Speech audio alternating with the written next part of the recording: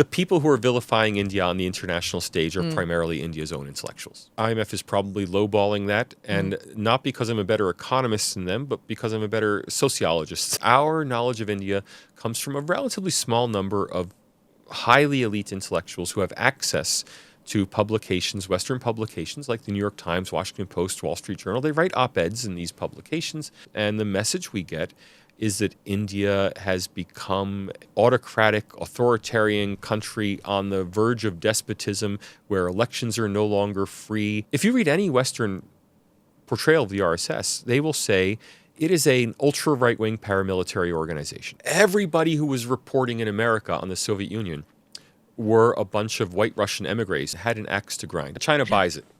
Oh. Yeah, China buys its positive coverage. They go at the highest level. They pay millions. For example, there are very expensive Chinese advertising supplements in most of the major newspapers in the U.S. They don't carry a lot of anti-China op-eds. No, you won't see that. No, you see it, but it's But not not a that lot of it. No. Because losing that China Daily advertising supplement is a big financial hit. G20, forgive me, I know it's a big deal here. I don't take it very seriously. The biggest challenge facing Indian democracy is the opposition just isn't up on its game. Namaste, Jai Hind. Welcome to another edition of ANI Podcast with Smita Prakash. Today, my guest is Professor Salvatore Babones, who's an American sociologist living in Sydney, Australia. He writes about Asia's role in the global political economy with special focus on China and now India. He's published a dozen books and several academic articles.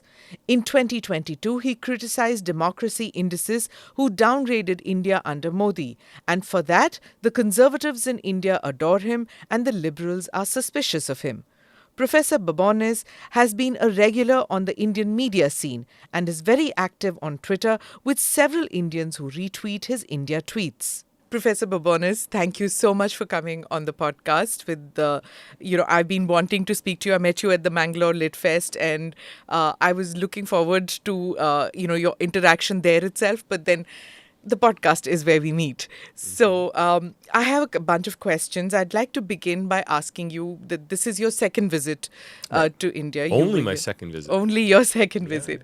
And I noticed that, you had this fan crowds coming for selfies and it seems like the left wing is suspicious of you and the right wing just adores you, sees you as their mascot, and they kind of like it that you are you're not suspicious of India and you're bullish on India. Of course.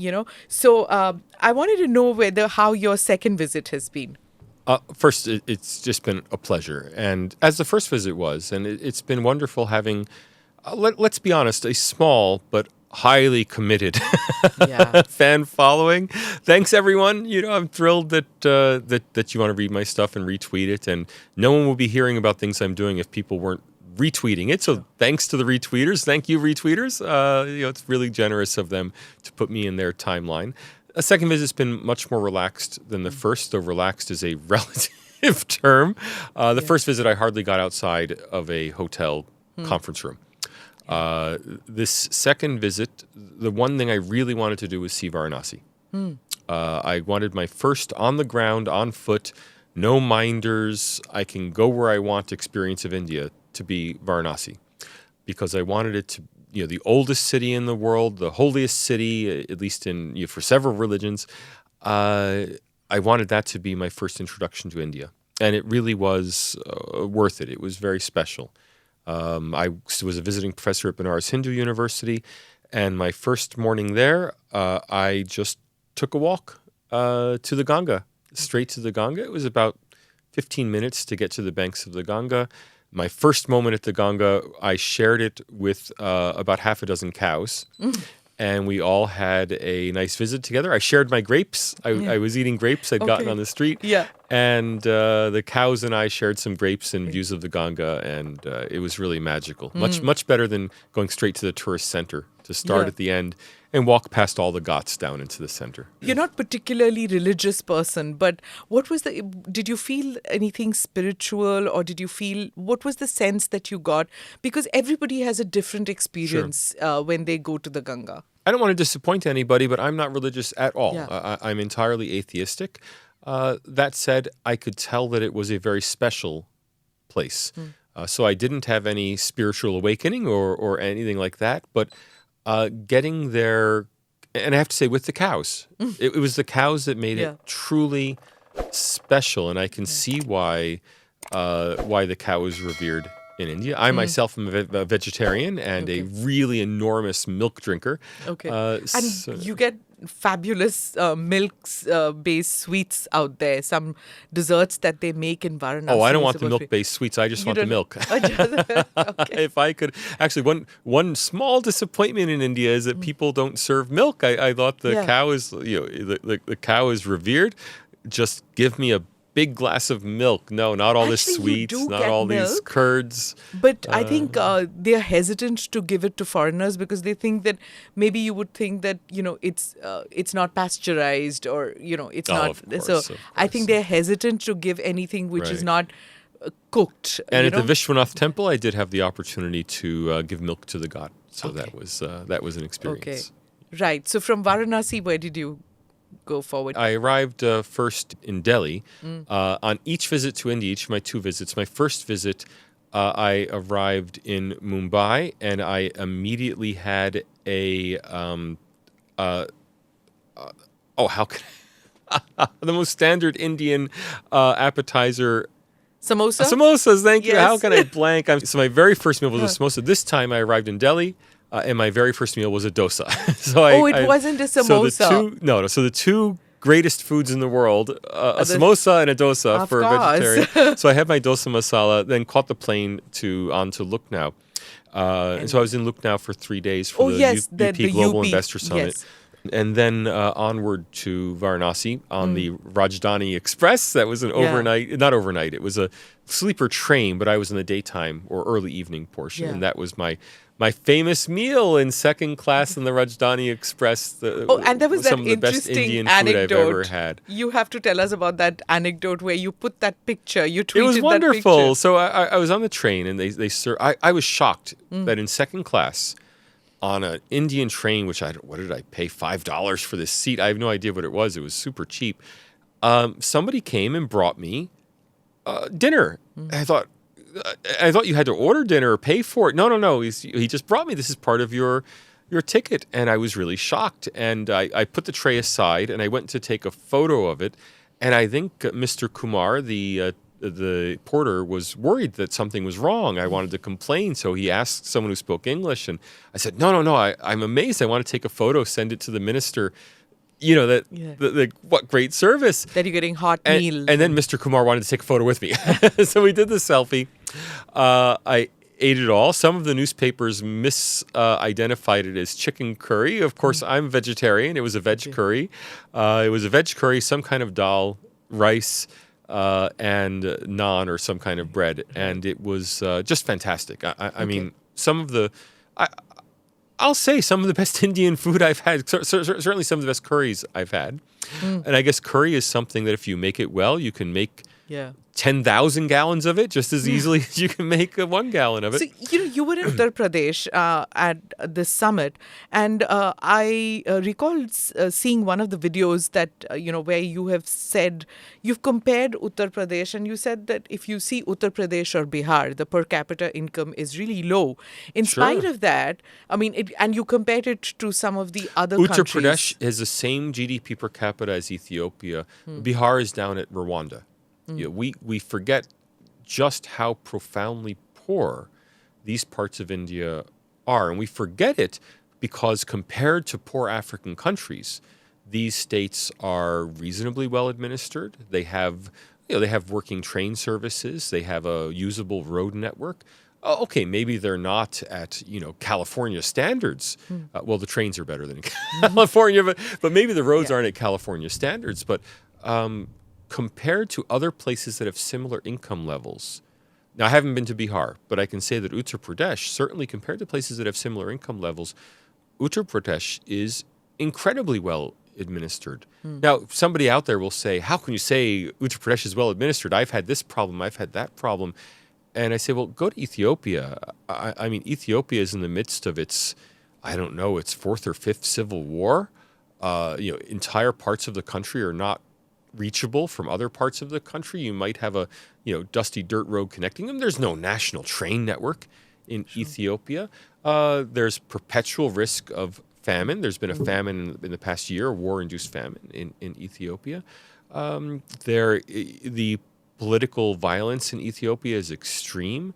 There's right now only one political party that essentially controls the entire country. I don't mean one party that wins, like Yogi and the BJP have won in Uttar Pradesh. I mean, it's effectively a one-party state.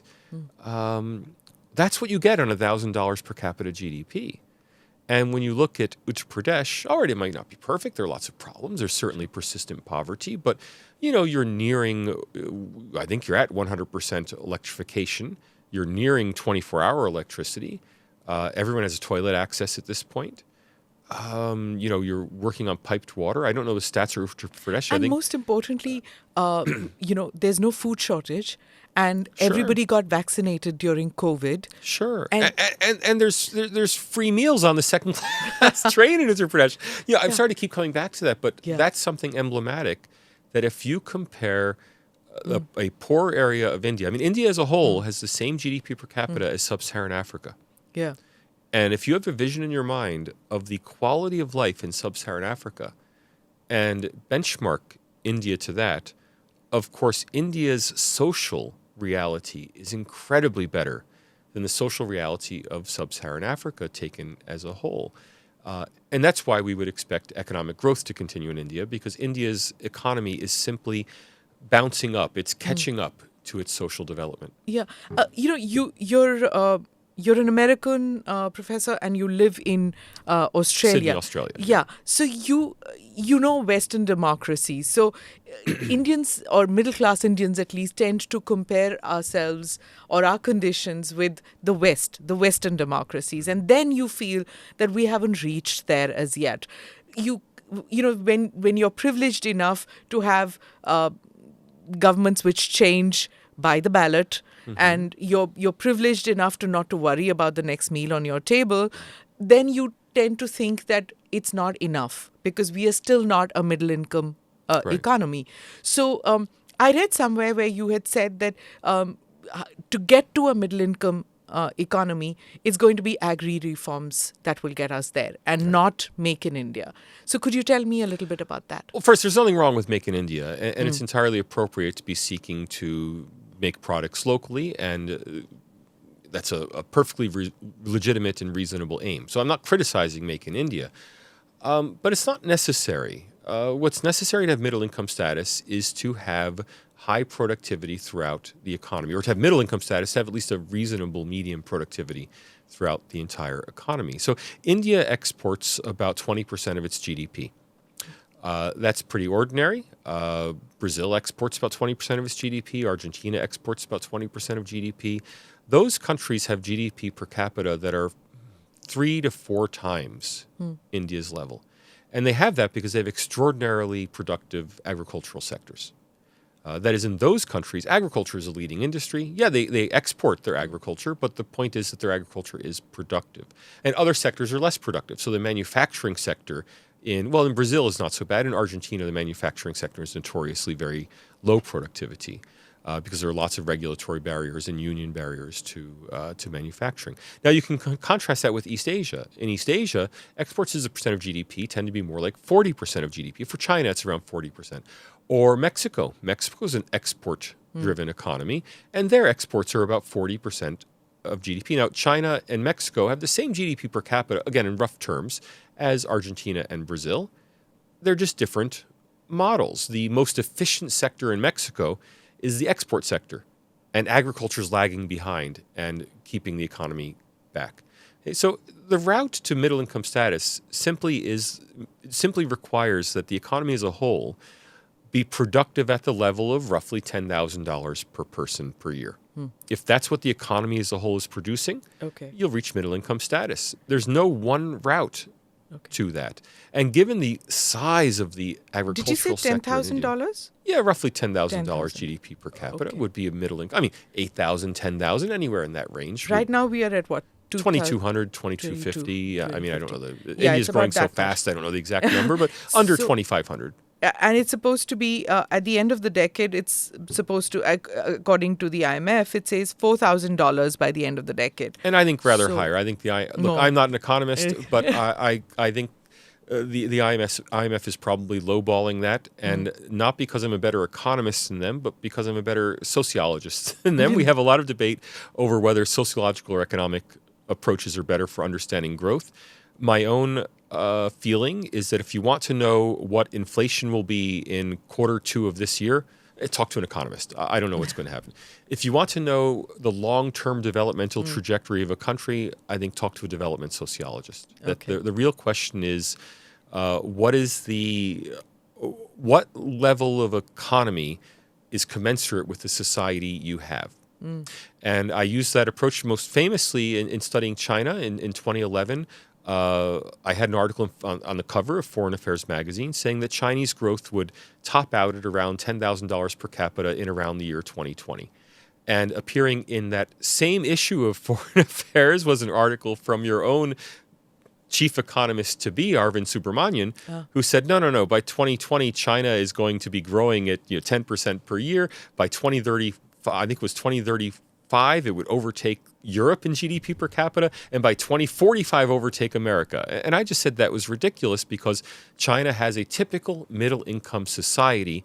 The problem was, for China in 2011, its economy still was underperforming relative to its society. And that's because of central planning. And you take away the bad central planning and the economy will bounce up. And in the same way, India, due to its legacy of, let's face it, I don't want to take sides in Indian politics, but Nehruvian central planning, as legacy of colonialism and Nehruvian central planning, India's economy has underperformed its society for decades. Take off that lid, and India is going to grow, rapidly bounce back to an economy that's commensurate with its level of social development.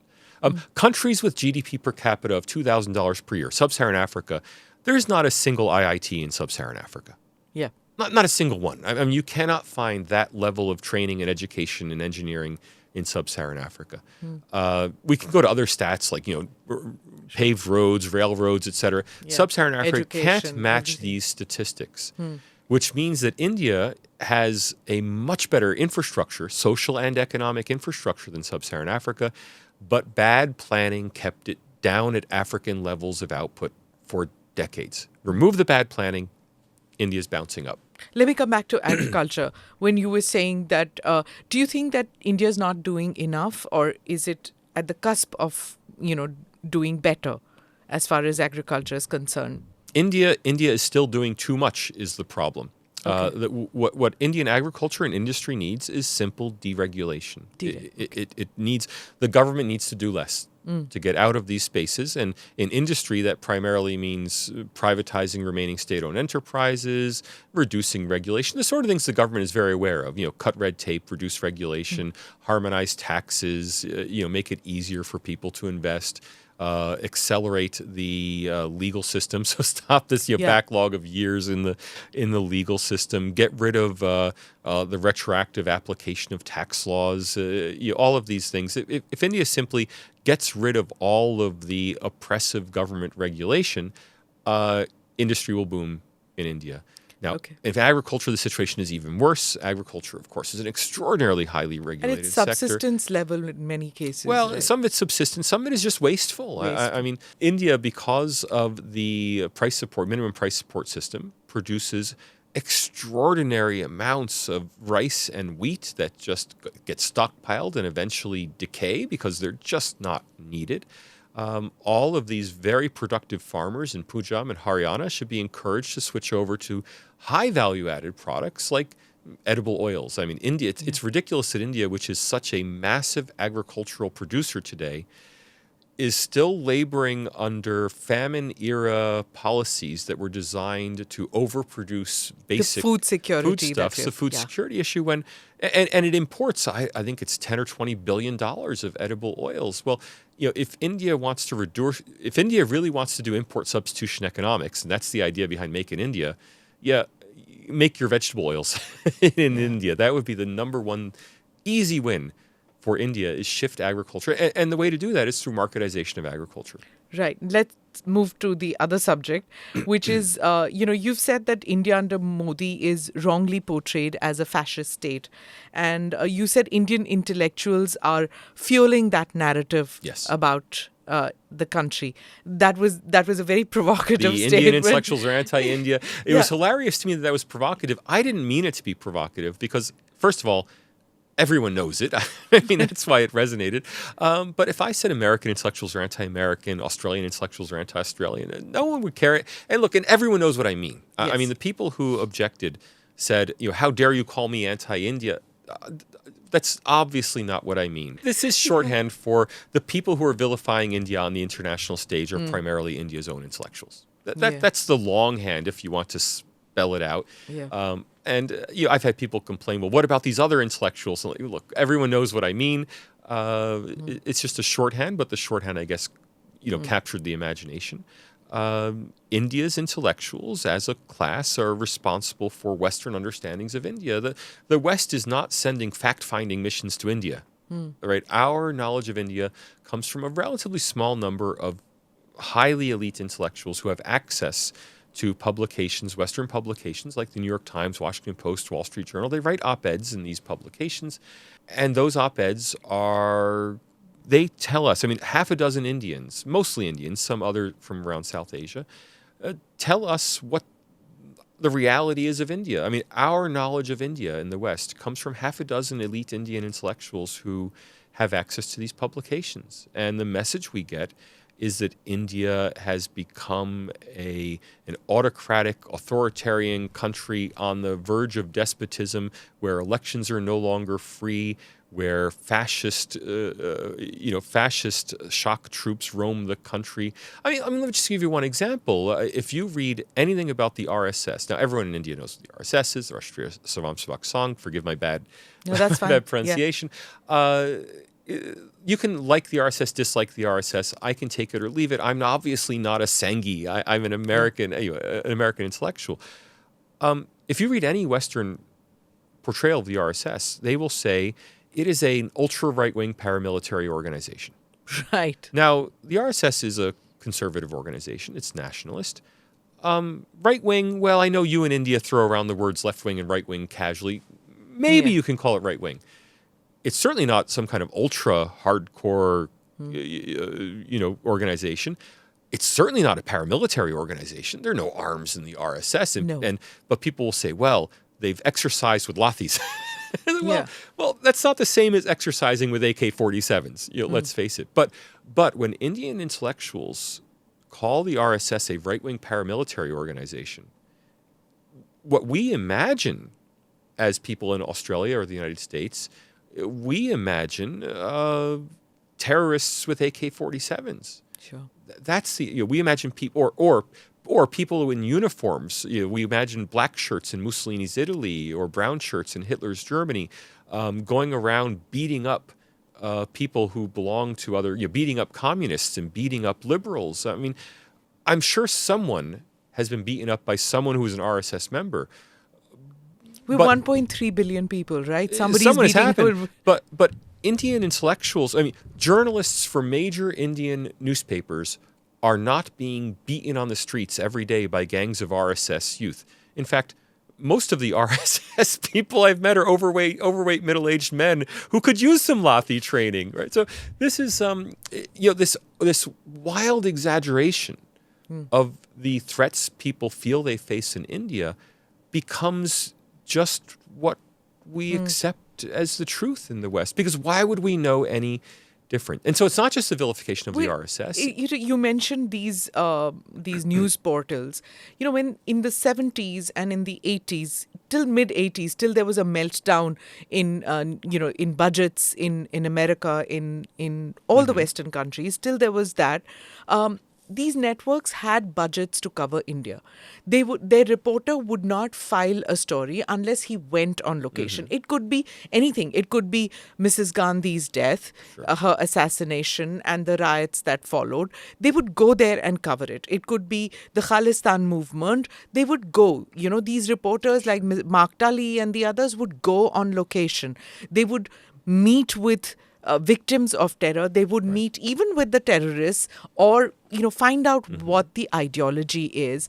They would do all that. Then came the shrinking of budgets. And when the shrinking of budgets happen, there's just one reporter for it's not just that. And that's it. The reporter is, in most cases, a non-resident Indian who's come back to India. Because who's desperate to come report on it? Who wants to be the major American newspapers' India reporter? Well, probably someone from India, who's succeeded in the West. Now, I have nothing against non-resident Indians. I have nothing against Indian reporters. But we've seen this before in the United States with, in the 1920s, 30s, 40s with portrayals of the Soviet Union. We saw it where everybody who was reporting in America on the Soviet Union were a bunch of white Russian emigres who had been kicked out of the country and were very angry with the Soviet regime. And so we couldn't, our picture of the Soviet Union was entirely warped. Yeah. Because throughout the entire Cold War, almost everybody writing about the Soviet Union had an axe to grind. I mean, the most famous American analyst of the Soviet Union was Zbigniew Brzezinski. Now, he was an eminent political scientist and journalist, but he was a Polish emigre who fled communism. Can I trust Brzezinski's view of communism?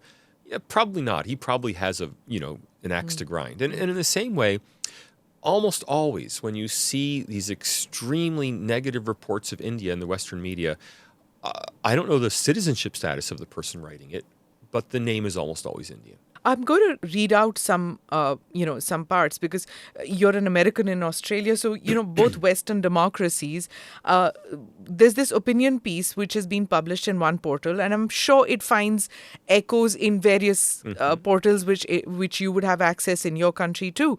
It says, Modi embodies right-wing populism, a modus operandi he shares with Trump and Boris Johnson and Bolsonaro. And each of these like-minded politicians share a propensity for anti-establishment and anti-elitist rhetoric. Every man's persona appeals to the masses. Both Hindu nationalism provides Modi with a specific ecosystem of support that differs from right-wing populist movements in other nations. Would you agree with this comparison about Modi and with Boris Johnson? I like to avoid terms like left-wing and right-wing because there are no true left-wingers and right-wingers in our democratic populism countries. And the fascism. Let's instead call it traditionalist. Okay. Traditionalist or nationalist. Is he a traditionalist populist? Yeah, that's a fair characterization. Is he much like Boris Johnson or Donald Trump? Probably not. He's probably a lot more conservative and a lot more reputable in many ways than Boris Johnson or Donald Trump. But the characterization you've just read is really not wildly off kilter. I mean, it's a reasonable characterization that the BJP is a conservative political party led by someone who comes from a broadly anti-intellectual tradition. Let's face it, the BJP is not the biggest fans of establishment university professors. These are not their core constituency. And like Boris Johnson and Donald Trump, Bolsonaro, let's leave aside, because Bolsonaro comes from a much rougher political environment in Brazil. I mean, Brazil has very extreme politics. But, Donald Trump or Boris Johnson, for those who want to vilify Donald Trump as the ultimate evil, that may sound like we're going to vilify Narendra Modi by comparing him, but half of America voted for Donald Trump. They voted, exactly. and half of Britain, or 40% of Britain, voted for Boris Johnson. I don't find anything disreputable about being a traditionalist, populist, anti-intellectual politician. I think the problem is the people who write these sort of pieces seem to think that's some kind of insult. Now, for me, I'm not a traditionalist conservative. If I've been embraced by traditionalist conservatives, both in India and in Australia, I might add, it's simply because I've insisted that conservative traditionalism is a perfectly reputable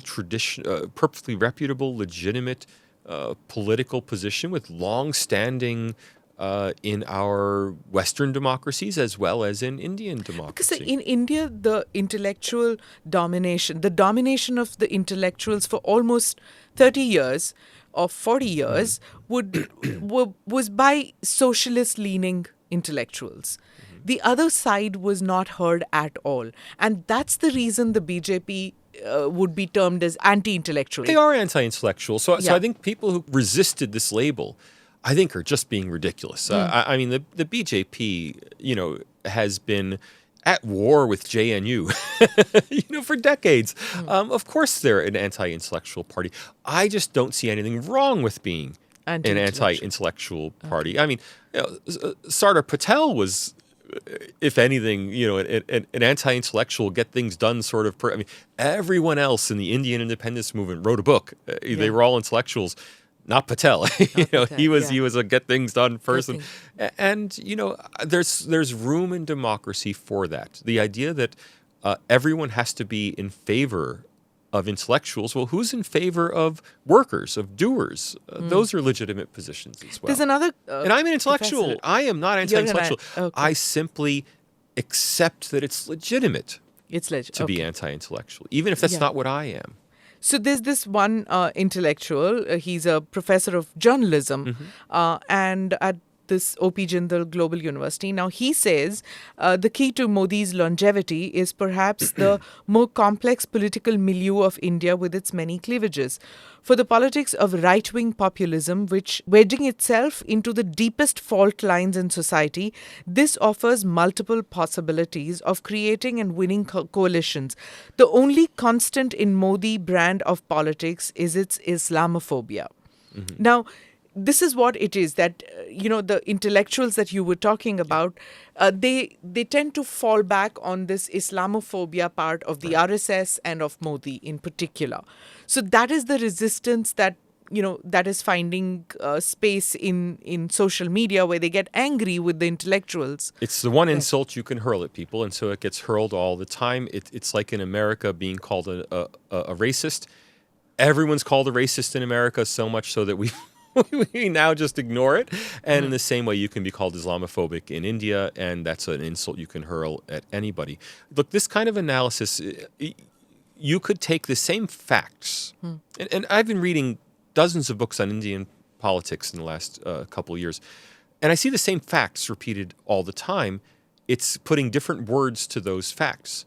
So if instead I said the BJP is a traditionalist party that is strongly embedded in organic civil society, that works to reduce caste and class differences among Hindus in order to build greater solidarity within Indian civil society, that would be the same account, just from a different perspective. Viewing it positively Without putting labels. instead of negatively. Now, now is the BJP more a Hindu party than a Muslim party? Yeah, I mean, let's not be That's ridiculous. Stating the obvious, yes. Of course, it's more a Hindu party than a Muslim party. And in a country where parties do tend to be communal, the BJP is probably one of the less communal parties in the country, less communal in the sense that they are not, well, they may work at that fault line between Hindu and Muslim society. They are explicitly working to unite Hindu society. They have language that is accommodating of other religions. They don't seek to exclude, again, at the elite level. Now, if you are Hinduphobic in India, might you vote for the BJP because of your Hinduphobia? You might. But if you're racist in America, you might vote Republican because you're certainly not going to vote Democrat. Yeah. That doesn't make the Republican Party racist, the fact that somebody who's racist might vote for them. And in the same way, the fact that someone who's Hinduphobic might someone who is Islamophobic. Islamophobic might vote BJP doesn't make them Islamophobic. Look, according to our best survey data, I know there are lots of Indian election surveys. Forgive me, I don't know the quality of all of those surveys. They tend to be telephone surveys. Pew Research Center does extremely high-quality survey research. According to their survey from the 2019 election, 19% of Muslims in India voted BJP. And they said... Now, 19% of Muslims. Yeah, and they said they were not being discriminated, that Pew Research. Well, that's different. It's a different survey. We can get into that. I mean, of the 2019 election survey, Pew found that 19% of Indian Muslims voted BJP versus 49% of Indian Hindus. Now, that means that the gap between... Well, first of all, the fact that a fifth of Muslims are voting BJP indicates to me that the party is much more perceived as a developmentalist party or as a tough-on-crime party, and only secondarily, if at all, as Islamophobic. Second, I want to put that in perspective. I'm always a comparativist, encouraging people to take comparative understandings. Fewer than 10% of African Americans vote Republican. Okay, so the Muslim acceptance of the BJP in India is twice as high as Black African American acceptance of Republicans. Now, that is striking to me. Now, it doesn't tell me that the BJP has been successful at massive Muslim outreach. Now, I know Narendra Modi has the new Pashmanda Muslim outreach program. From everything I've read, it's at the nascent stage. Well, from everything I've read, the BJP leadership is aware that they want to do more Muslim outreach, and they seem to feel like they can win Muslim votes by being tough on crime and promoting development. And they might succeed in that. Now, are there people at lower levels in the BJP who may be Islamophobic? By all accounts, I've heard that may be true. Okay. But we live in democracies. People who go volunteer for political parties have their own motivations. If Indian society, if a large portion of Indian society is Islamophobic, you have to accommodate that those people get to vote too. And if they don't get to vote for the BJP, they'll vote for somebody who is much scarier.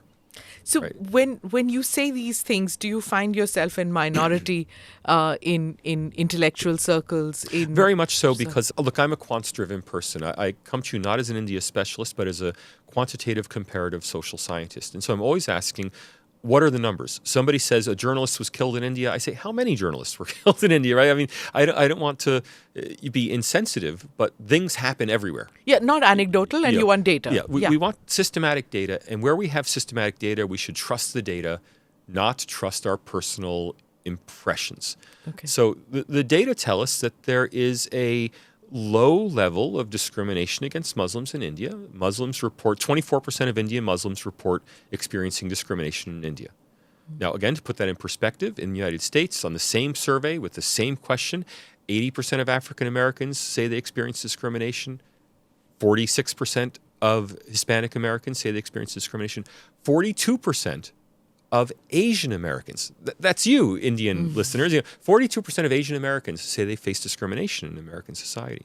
So Muslims' self-reported discrimination in Indian society is much lower, almost half as much lower, as that of Asian Americans in America. Now, is anti-Asian discrimination in America a problem? Yes. Are we worried that there's going to be a genocide of Asian Americans in 2023? No one mentions it. Yet Genocide Watch says there's an 8% chance that there will be a genocide of India's Muslims this year. They say India is one of the top 10 countries for genocide potential in the world. Well, that flies in the face of the hard data. And I can't emphasize enough, this survey was the best conducted survey, probably the biggest and most best conducted social survey ever conducted in India. This was in 2019-2020, conducted by Pew Research Center. 29,999 households were surveyed in both urban and rural India. Response rates were, I think it was 86% response rate for the survey, which means, there are no big biases due to like, this is not a telephone survey. This is not only English-speaking households. It's 17 languages for this survey. So this is the platinum survey data, the best survey data we have for this country anywhere. And this survey says that Muslim Indians say they face some discrimination, but far less than any major group in the United States. that faces discrimination. Muslim Indians say that communal relations are a problem, but they name their number one problem as jobs, their number two problem as crime, their number three problem as corruption. And communal violence is lower than corruption on their list of concerns.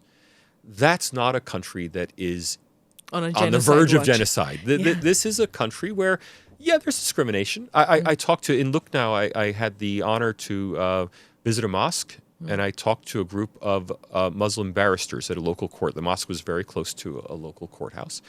And they told me that their clients have experienced problems in front of Hindu judges where if they have a Muslim young boy, who's accused of some kind of small property crime, that they felt that their clients got the full penalty of the law, whereas sometimes if it was a Hindu boy who had the same kind of property crime, they may be let off with a warning. Now, is that true? I don't know. That's someone's personal experience. But that's the sort of complaint they had. Now, that's a problem. If that's true, it should be addressed. I mean, no level of discrimination is an acceptable level. Yeah.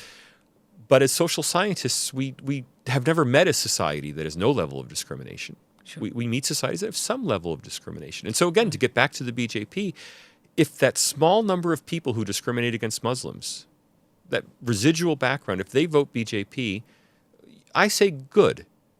And I say good because they're voting for a party that at the higher levels is not going to tolerate discrimination.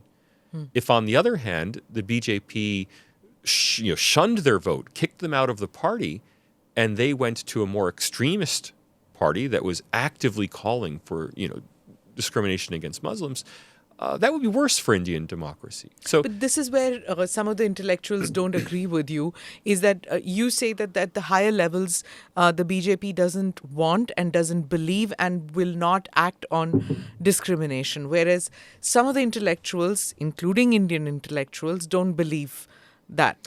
I don't know what senior BJP officials, I don't know what Amit Shah feels in his heart. I have no idea. Interview Amit Shah, maybe he'll tell you, maybe he won't.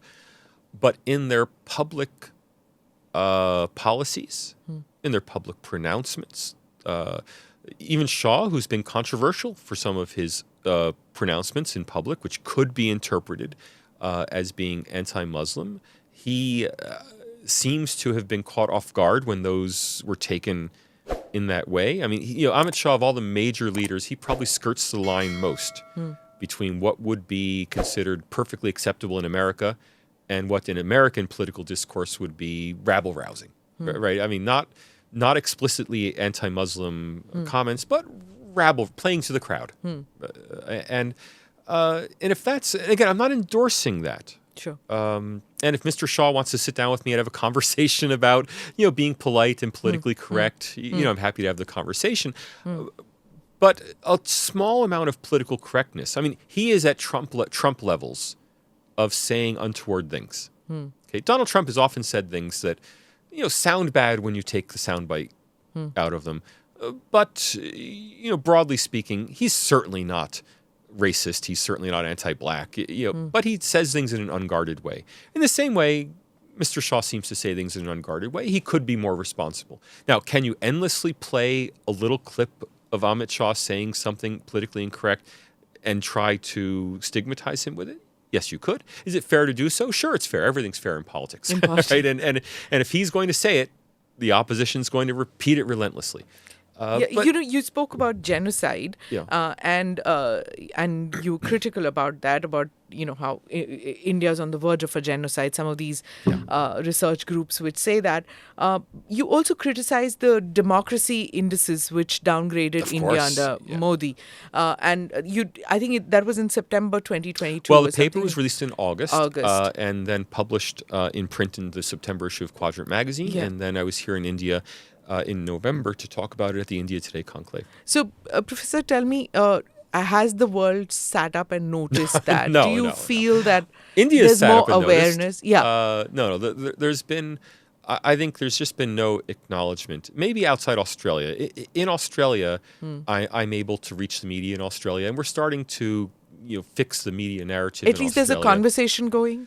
No, I think Australian journalists are Look, I because I personally have those connections with journalists in Australia, and Australian journalists, I think, are more open-minded about India than maybe in the U.S. There's been a lot of interest among Australian journalists to get the story right, and so I've had access to Australian. The Australian media did not report my paper, but journalists did contact me for backgrounders on India, and I gave them the background, and I've seen that reflected in the news coverage, which has been more balanced, I think, in Australia than it has been in the United States. And hopefully we can ultimately get that, correction out there. But no, I mean, the criticisms of the rankings, they're used to being criticized. They don't really care, I think, if they're criticized. And but it matters a lot simply because, this is the penultimate year before elections in India. And what happens is that, reportage from these Western nations, they find an echo chamber in India. You've seen what George Soros said, and you've seen and the Hindenburg report. If I could give some advice to Congress and AAP and the rest of the opposition, I would say don't try to leverage George Soros and international media to your advantage. Because India is an extraordinarily nationalist country, and it probably will harm your electoral prospects more than it would help them. Yeah, you tweeted that. It's going to benefit the BJP. Yeah, who's endlessly talking about Soros? Dr. Jaishankar is endlessly talking about Soros. And why is Dr. Jaishankar endlessly talking about George Soros? Because he sends the electoral. He sends votes in the BJP in being criticized by George Soros. The same with these international democracy rankings. Playing them to chastise Mr. Modi or playing them to try to make the BJP look bad. Yeah, it may make the BJP look bad in Washington and New York, but Washington and New York don't vote in India elections. And sadly, the narrative of we are being unfairly criticized by the West, that's much more likely to win votes in India than, look, the New York Times agrees with me that Mr. Modi is a dictator. The New York Times agreeing with you is the kiss of death in a nationalist country like India. So what about in Australia? How does, if the New York Times was to report something that happens in Australia? Cares. So Reporters Sans Frontières downgraded Australia on its press freedom index. It wasn't even reported in Australia. Okay. And they included a quote that 85% of journalists in Australia fear persecution at the hands of the government. And I read this on a podcast to an Australian colleague, and he said, "You're talking Hilarious. He said, "You're talking about India?" I said, "No, Australia." I'm talking about Australia, and he couldn't believe it. I had to show him this was actually in the report. So none of this gets reported in Australia because no one in Australia cares at all about any of these international rankings. Or any international opinion, or is it because there's a confidence in their own opinion and their own? Yeah, there's a confidence, there's a self-confidence and a comfort level that they know they're fine. Nobody believes that New Zealand is a higher quality democracy with a freer press than Australia. New Zealand is by Western standards, a troubled democracy that has a very limited press that hardly ever disagrees with its own government. It's paid for by the government. So everyone in Australia, except the journalists who rate Australia badly, everyone knows that Australia is better than New Zealand on all of these metrics. Richer, freer, more robust political debate. And so when New Zealand gets extolled by all of these international rankings, they all place New Zealand number 1, 2, or 3, and Australia down in the 20s and 30s. No one even notices. It doesn't even get reported. It's incredible.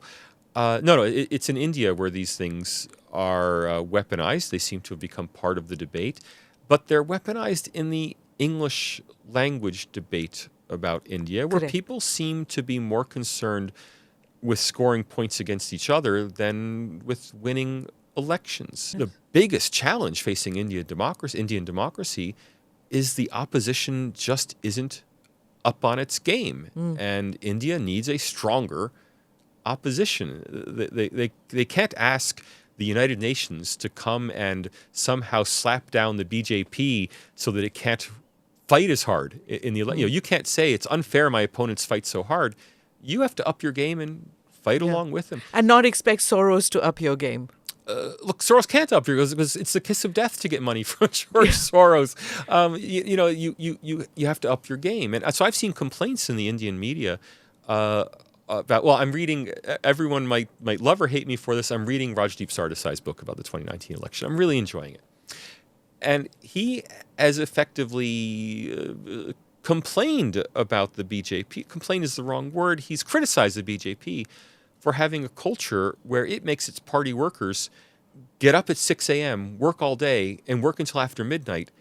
And then next day at 6 a.m., they have to be back at work. This inhuman treatment. This is somehow authoritarian.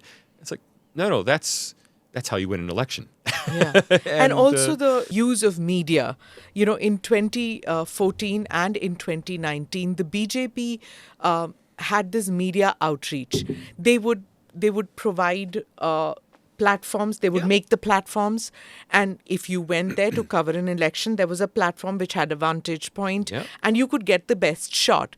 Now, if they've provided that and you are getting a good shot of the speaker. Of course you're going to use it.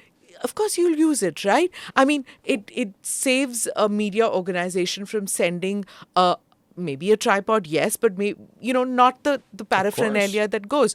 Or else a connection from the mic of the speaker to the cameras directly. So you had multiple pods. All of this local organization having, somehow it's been portrayed that as somehow anti-democratic, that the BJP has booth level organization at, I forget, 90% of booth. No, that's exactly democracy. The problem is that the opposition parties don't have. And actually, the Congress had that. I mean, in a democracy, the size of India, where you have, 1 billion plus people eligible to vote or whatever, you need to have people at the booth level, and that is what the Congress party had. But once I guess a sense of inertia, whatever you want to call it, nothing was working. Natural party of governance, this sort of thing. So look, the BJP. The BJP. First of all, we all seem to think the BJP is overwhelmingly successful, electoral steamroller. All of this, it's only been that for the last 4 years. Yeah. Okay. Until 2019. No one thought that the BJP was an unbeatable electoral steamroller. Not even the bureaucray. And how important bureaucracies are in, in so-called third world nations. So the whole world in India hasn't changed in 5 years. Okay. What's changed is that the BJP has a first mover advantage. It is the first Indian political party to modernize its campaigns. And when I say modernize, I mean make them look exactly like what the Republicans and Democrats do in the United States, where the Republicans and Democrats have poll workers at every single voting booth in the United States. They have county-level organization. Every county in America has a headquarters of the Democratic committee of the county and a headquarters of the Republican committee of the county. They're there. They all robocall every voter. They maintain voter lists. They maintain lists with categorized voters as likely voter, maybe vote. And everyone in America is on a list of being how likely are you to vote, and are you likely to vote Democratic or Republican? And you know what? If they have a neighborhood where there are lots of likely Republican voters, the Republicans will send a bus around to get you to the polls. And if you're in a neighborhood that has a likely Democratic voter, they'll send the bus around to get you to the polls. Both parties are organized as vote machines to get their people to the polls and to get people voting. They still have to get their act together about results, though. Oh, look, that's not the parties. Oh, no, I said the parties are highly professional. But not the electoral... And the reason we have so many problems with elections in America is that elections are local. So you don't vote in a U.S. election. Yeah. You vote in most states. You vote in like a Pennsylvania or a Maryland election, and in some states you're voting in an Abbotsville, Missouri election. Yeah. Right? I've covered elections there, and believe me, I still cannot get the parties are modern political organizations. Yeah. India only has one modern political organization. That's the BJP. From what I've heard from people, the AAP has started in that direction. But a modern political organization doesn't have a first family, isn't based on getting a caste to vote for them, isn't based on getting people of only minority religion to vote for them. A modern political party fights hard for every single vote in the country in an organized way, trying to reach everyone, maximize its vote among every single person using modern IT tools. In India, that means the WhatsApp groups. In the U.S., there are different tools. Facebook may be more important in the United States. But a modern political party uses all of the available 21st century information technology tools, has a list of every voter, has a likelihood, a probability next to that voter. Now, I doubt any party in India other than the BJP has a list of more than 100 million voters, and BJP probably has a list of 500 million voters, and right next to them, a probability of voting for us based on a statistical model. Well, you can't beat a party that has that unless you also have that. If you're running elections on the basis of, our friend so-and-so is a long-time supporter, let's get him in. Oh, people in this district love this person. No. Polling, IT, organization at the ground level. In America, we call it the ground game. This is what wins elections. Now, before anyone was doing that in India, you could win with those old methods. Yeah. But once somebody does it, anyone who wants to compete has to orient yourself. Do it too. Yeah. And you can't just say it's unfair. Yeah. You can't just say it's unfair for one party to want someone's vote more than you do. Yeah. You can't say it's unfair. You have to up your game and get to work. Sure. You spend a lot of time with young students, research students. So, Professor, I want to ask you, is there curiosity about New India in Australia, in America, when you meet with students? The curiosity is coming from Indians. And so I have India or South Asian students. Actually, at this point, all of my research students are from South Asia, which is a transition. If 10 years ago, all my research students were Chinese. Okay. But this just reflects the fact that I've been studying India and Indian democracy. And so I've had South Asian students, both from South Asia and in Australia, reach out to me to study with me. And that's gratifying. And, I'm very happy to work with them. I'm especially happy because I don't speak the languages. So my work is necessarily quantitative, but with students from South Asian origin, they can, in some cases, do more qualitative work, more documentary work, I should say. I don't do interview-based research, but they can do document-based research under my supervision using documents that I can't access because I don't read Hindi, I don't read Marathi, I don't read Bengali. So that's been it's been very gratifying. Okay, what are the questions that most Americans or most Australians have, the intellectuals I'm talking about, when they speak to you about your research? Do they question you as to why? Yes. So I've become known in Australia really in the past year or so for my India work. I had mainly been known as a China scholar until this year, but just like with India, I don't speak Chinese. I'm not a sinologist. I was studying China from a quantitative comparative perspective, not through my deep knowledge of Chinese language. And the same thing with India. I'm studying India from a quantitative comparative perspective. Now, in Australia, I've started to become known as an India commentator, and I've repeatedly had surprisingly senior people in Australia who should know better. I mean, people who are well-informed on global affairs send me articles. They say, Salvatore, you're saying India is so democratic. I read this in the Washington Post. It says India has become an authoritarian regime.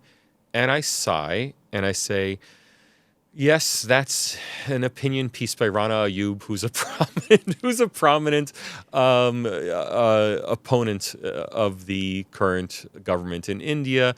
You shouldn't take it too seriously.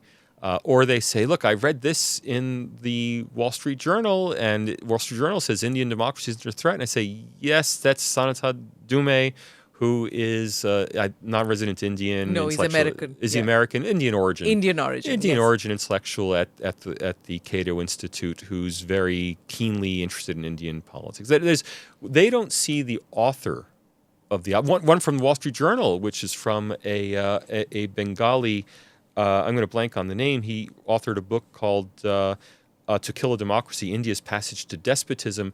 And, people sent me his op-ed in the New York Times. They said, New York Times says India has now become a despotic regime. And I say, yeah, don't take that too seriously. Yeah. Again, that's a Bengali communist who's, very opposed to the current government in India. So what they don't see the names of the authors. Names of the author means nothing to them. Yeah. Article appears in the New York Times that seems authoritative. And in their minds, in most people's minds, the New York Times sent some fact-finding journalist to India to find out the truth. They don't realize that this is just Indian opinion being recycled through the New York Times, being cycled through the Washington Post, being cycled through the Wall Street Journal. And so, unfortunately, most Australian thought leaders get their understanding of India from these kinds of sources. And I've had to, it's been a lot of work convincing them that, no, you're reading highly biased accounts, and let me tell you about India. And it's very difficult for them to accept that there's something wrong. And what's funny is these are the same people who, if I sent them an article about Donald Trump from the Washington Post, they would write it off. They'd say, "Oh yeah, the Washington Post. Everyone knows they're a bunch of liberals, and hate Donald Trump."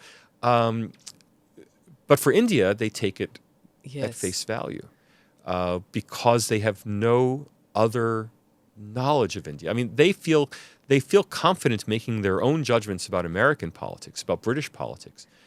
But when it comes to India, same as if you read an article in the New York Times about the politics of Mali in West Africa, who knows? Exactly. I mean, if the New York Times says the president of Mali is this, this, and this, would you say, "Oh, I've got to do more research on Mali. I better subscribe to one or two Malian newspapers"? So what should India do then? What should Indian media do, or to get authentic voices out? If I could advise the Ministry of External Affairs, again, if Dr. Jaishankar wants to come in for a chat, I would say stop being so defensive. Dr. Jaishankar always stands up for India, and that plays very well for India. That's not very charming to his audience. He doesn't do a lot of work to charm Western audiences into being sympathetic to India or pro-India. And I would encourage him to get a list of speakers at every consulate to be ready to speak to issues whenever India is in the news and to introduce them to journalists. So find mostly probably NRI in Indian professors. Now, it'd be difficult in the social sciences, but you could find management professors, engineering professors, people at eminent universities who would be ready to talk on Indian affairs to the likes of the New York Times, Wall Street Journal, et cetera, who are just ready to be speakers to explain issues in India from a broadly sympathetic, again, not a government spokesman. Sure. We're not talking about the consulate maintaining lists of BJP official spokespeople, but instead people who are well respected, who have highly reputable positions. And given India's tech success and science and engineering success, there are a lot of eminent Indian professors at Western universities who may not be social science professors, but nonetheless, if you're a professor at Yale, if you're the professor at Stanford, the fact that you're a computer science professor really just goes below the radar for a journalist. How does China do it? Because you've studied China too. China has a whole different strategy. China buys it. Oh. Yeah, China buys its positive coverage. They go at the highest level. They provide, so for example, there are very expensive Chinese advertising supplements in most of the major newspapers in the U.S. They pay millions for these supplements. Everyone throws them out. Okay. But so then what's the point? But U.S. newspapers are very reluctant to they do when they have to. Sure. But so the news reporting will criticize China. They may tone it down a little, but they don't carry a lot of anti-China op-eds. No, you won't see that. You see it, but it's not a lot of it. No. Because losing that China Daily advertising supplement is a big financial hit. Yes. Not only that, you won't find a lot of anti-China op-eds because the China Studies Centers in the United States and Australia are almost all staffed with people who, while not necessarily pro-regime, are circumspect. They don't want to lose access to China. They want to be able to visit regularly. So they're muted in even their at academic institutions. Everywhere. You can't find, most Australian universities have some kind of China Studies Center, and it's rare at any of them to find anyone who is critical. Grants and of donations China. come also. I've wrote a whole book on this, so I can talk endlessly about how Chinese influence works in Western universities. You get my 2021 book, Australia's Universities, Can They Reform?, which has a whole chapter on it. But China goes in at the highest level. Its approach is buy at the peak level. So don't worry about convincing professors to be on your side. Buy the vice chancellor.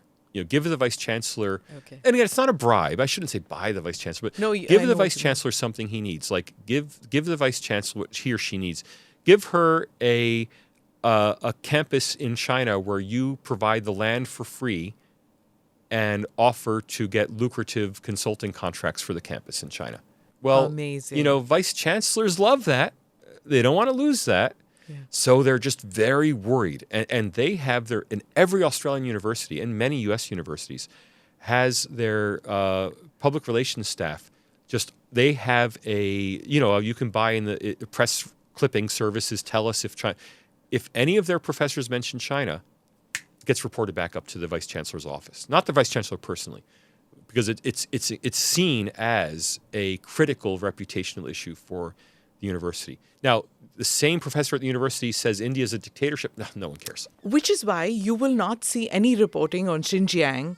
You will not see anything about atrocities. You see the reporting. Look, the New York Times. The New York Times broke the story on genocide in Xinjiang, and full credit. I mean, let's not.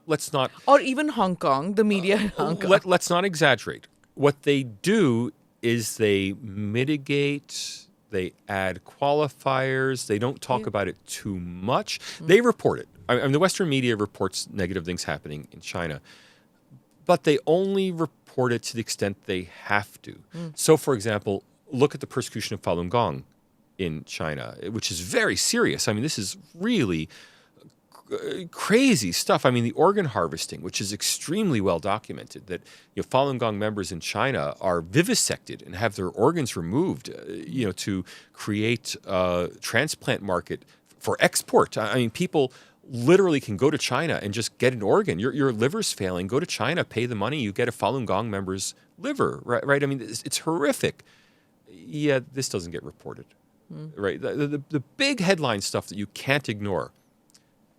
Uyghur repression, concentration camps. Can't ignore it, it gets reported. But when you get below that level, lots of stuff that would be reported if it happened in India. I mean, if there were allegations in India of Muslims being vivisected for their organs, could you imagine what kind of news even if one is, forget about... But this is routinely happening in China. Yeah. It's very well documented that it's happening in China. There are activist doctors in America who... Western active, not Falun Gong related, who are just horrified at what's happening in China's organ market. It gets reported a little bit. Falun Gong members claim such and such, but they don't put the resources into investigative reporting of this. Why? Because they don't want to go too hard. It's so dishonest. Well, it's certainly not honest, but it's not as. But look, it's not as extreme as people say it is. These American newspapers have not been bought out by China.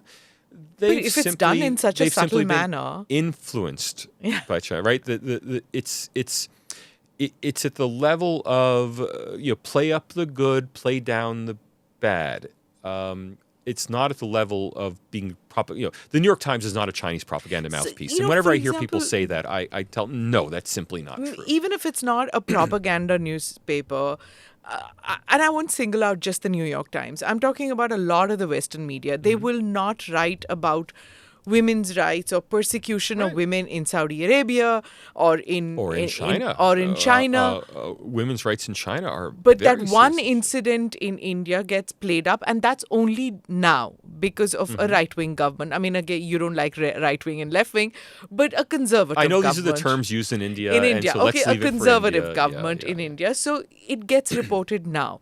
It did happen even during Dr. Manmohan Singh's tenure. There was that one incident in Delhi, and sometimes it happens that one incident captures the imagination of the nation. Well, the irony is that all of the incidents, suppression of political opposition, all of the incidents listed in the Variety of Democracy Institute's report on India, text report on India in 2020, all of them had to do with incidents that occurred before 2014.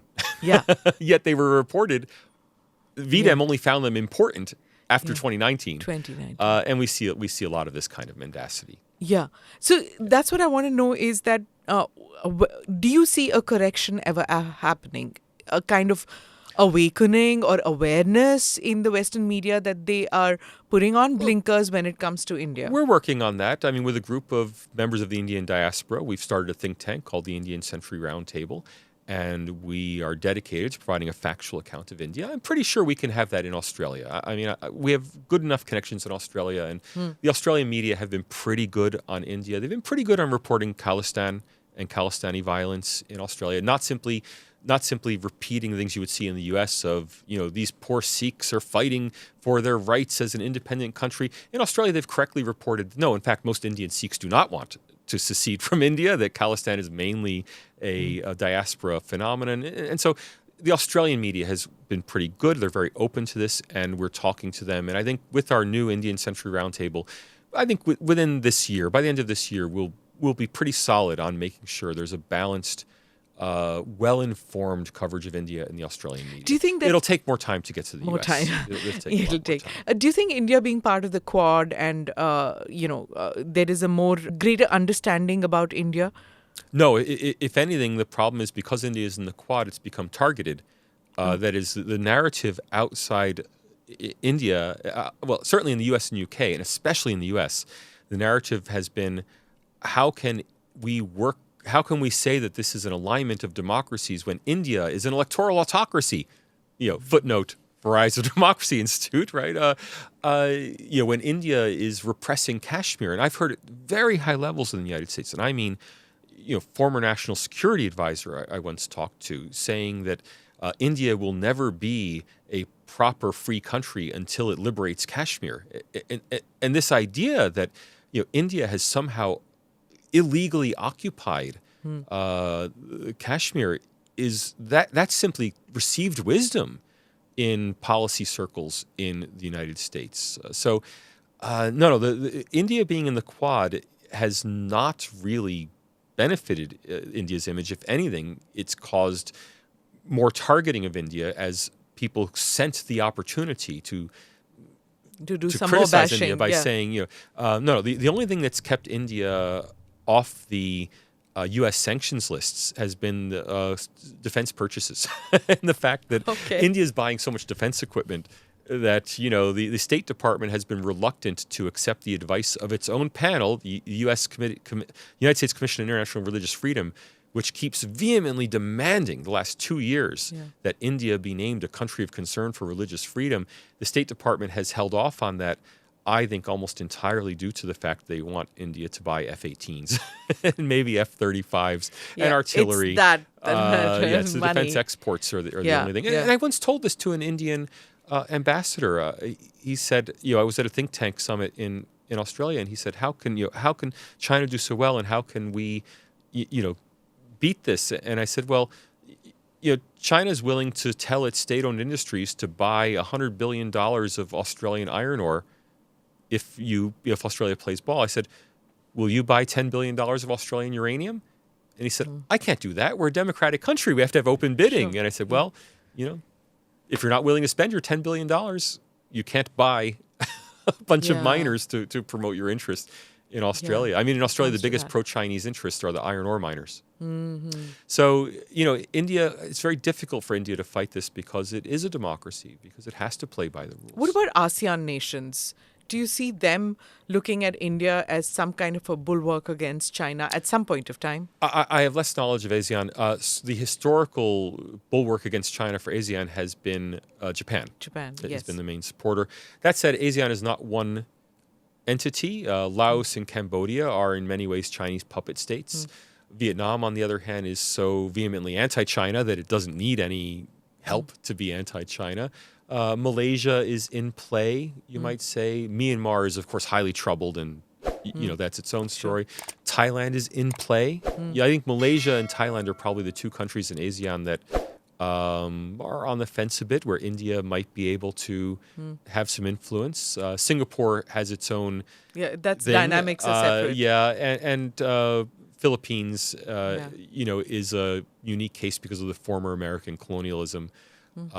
Indonesia and Brunei are a bit, they're not in this fight so much as the other countries are. Indonesia is a giant, of course, and has its own ability to resist China. I don't know if we've missed any of ASEAN, but ASEAN's a mixed bag. It's wrong to think of ASEAN as a single country with a single position. India's position, though, is probably most important for Myanmar, and shoring up Myanmar institutions is something that the U.S. simply can't do. I mean, politically, it's just impossible for the U.S. to work in and with Myanmar. India has such long-standing and deep connections and interconnections and historical connections. I mean, Myanmar was carved out of India. That it's probably the country in ASEAN where India can have the most positive impact. Yeah, Myanmar and Vietnam, I think. With India's going to be very ambitious when it comes to interactions during the G20 summits, which are going to happen here, and with the summit meeting and the other meetings that are going to take place. So it's going to be a very busy year for Indian diplomats. What are you looking forward to in your visit? Are you planning to come again in 2023? I've been invited perhaps to a festival in October. We'll see if that invitation firms up.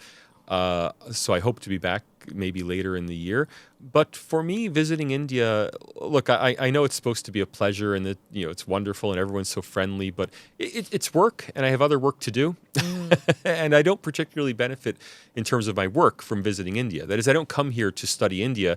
I study India by studying statistics and reading books and documents that I can get in Australia. So we'll see about a future visit. G20, forgive me, I know it's a big deal here. I don't take it very seriously. I don't think the rest of the world takes G20 very seriously. I know that India is making a big best foot forward for this as a showpiece for India on the global stage. But for the rest of the world, certainly for the developed world, I think the days of G20 are pretty much over. G20 was an emergency response to the global financial crisis, and that's now 15 years in the past. And I don't know anyone who's closely following G20 outside of India. It's a big deal here, but it's not a big deal out in the rest of the world. Well, we'll see you again in October when you come, and all the best. Together. Thank you so much for spending time with us and discussing so many issues. Great to talk to you. Thanks for the invitation. Thank you. Thank you very much for listening or watching this podcast. Do like or subscribe on whichever channel you have seen this or heard this. Namaste. Jai Hind.